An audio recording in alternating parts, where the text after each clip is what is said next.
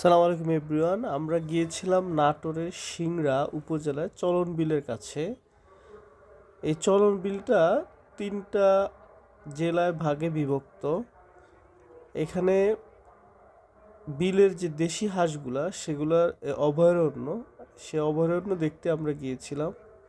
মাশাল্লাহ, আল্লাহর কি প্রকৃতি, এত সুন্দর! তারা এই পরিবেশে থাকতে সবচেয়ে বেশি স্বাচ্ছন্দ্য বোধ করে এবং এরা দলগতভাবেই থাকতে পছন্দ করে। দেখেন মাশাল্লাহ, কত সুন্দর! সো নেচারের কাছে আসলে আসলে এরকম সুন্দর সুন্দর জিনিস দেখতে পাওয়া যায়। এই হাঁসগুলো কিছুদিন পরে হচ্ছে এগুলা ডিম পারবে এবং বাচ্চা দিবে। সো তখন এই স্লটটা ওরা আবার মার্কেটে সেল করে, মানে কিছু ডিমের জন্য রাখে, কিছু মার্কেটে সেল করে। এভাবেই তারা হচ্ছে, এইখানকার মানুষগুলো এভাবেই তারা জীবিকা নির্বাহ করে।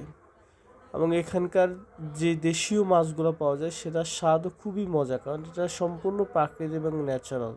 আপনি সিংড়া নাটোরে আসলে এই জিনিসগুলো খুব সচক্ষে দেখতে পারবেন।